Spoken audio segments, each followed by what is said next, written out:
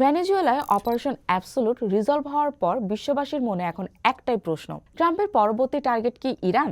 গত কয়েক বছরের মধ্যে সবচেয়ে বড় গণবিক্ষোভের মুখে থাকা ইরানকে যখন ট্রাম্প সরাসরি সামরিক ব্যবস্থার হুমকি দিচ্ছেন, তখন পেন্টাগনের চিত্রটা কিন্তু একেবারেই উল্টো। মধ্যপ্রাচ্যে কোনো বিমানবাহী রণতরী নেই, মিত্রদের পূর্ণ সমর্থন। তবে কি ট্রাম্পের এই হুমকি কেবলই মনস্তাত্ত্বিক যুদ্ধ, নাকি পর্দার আড়ালে চলছে তেহরান পতনের কোনো গোপন ছক? একদিকে ইরানে কয়েক বছরের মধ্যে সবচেয়ে বড় গণবিক্ষোভ চলছে, অন্যদিকে ট্রাম্প দিচ্ছেন সামরিক পদক্ষেপের হুমকি। কিন্তু বাস্তব চিত্র একেবারেই ভিন্ন। গত অক্টোবর থেকে মধ্যপ্রাচ্যে আমেরিকার কোনো বিমানবাহী রণতরী নেই। ইউএসএস জেরাল্ড আর ফোর্ড এখন ক্যারিবীয় অঞ্চলে, ইউএসএস নিমিচ অবস্থান করছেন আমেরিকার পশ্চিম উপকূলে।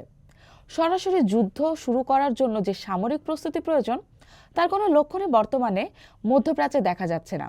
যদি আমেরিকা ইরানে হামলা করতে চায়, তবে তাদের কাতার, বাহরাইন, সংযুক্ত আরব আমিরাত বা সৌদি আরবের মতো দেশগুলোর উপর নির্ভর করতে হবে। কিন্তু এখানে দুটি বড় সমস্যা আছে। গত বছর ইসরায়েলের সাথে 12 দিনের যুদ্ধে ইরানি ক্ষেপণাস্ত্রের স্বাদ পেয়েছে উপমহাসাগরীয় দেশগুলো। তাই তারা নতুন করে নিজেদের মাটি মার্কিন হামলার জন্য ব্যবহার করতে দিতে নারাজ। ইরান স্পষ্ট জানিয়ে দিয়েছে, হামলা হলে তারা এই অঞ্চলে থাকা মার্কিন ঘাঁটি ও জাহাজগুলোতে সরাসরি আঘাত হানবে। ইসরায়েলের সাথে যুদ্ধে ক্ষতিগ্রস্ত হলেও ইরান এখনো নিঃশেষ হয়ে যায়নি। পাহাড়ের নিচে সুরক্ষিত রয়েছে তাদের শক্তিশালী ক্ষেপণাস্ত্র ঘাঁটি। ইরানের কাছে প্রায় 2000 ভারী ব্যালিস্টিক ক্ষেপণাস্ত্র রয়েছে। বিশেষজ্ঞরা বলছেন, ইরান যদি একসাথে এই ক্ষেপণাস্ত্রগুলো ছোড়ে, তবে আমেরিকা বা ইসরায়েলের অত্যাধুনিক প্রতিরক্ষা ব্যবস্থাও তা ঠেকাতে হিমশিম খাবে। যুদ্ধের ময়দানের চেয়েও বড় জটিলতা হলো রাজনৈতিক প্রেক্ষাপট। 1953 সালে ইরানের সিআইএর অভ্যুত্থানের ইতিহাস ইরানিদের মধ্যে মার্কিন বিদ্বেষ বাঁচিয়ে রেখেছে। বিশেষজ্ঞরা মনে করেন, এই মুহূর্তে মার্কিন হামলা হলে বিক্ষোভকারীরা দমে যেতে পারে। খমেনি সরকার এই হামলাকে বিদেশি চক্রান্ত হিসেবে প্রচার করে সাধারণ মানুষের সহানুভূতি পাওয়ার চেষ্টা করবে। এর ফলে বাহ্যিক হুমকির বিরুদ্ধে ইরানের আঞ্চলিক জোট আরও শক্তিশালী হবে।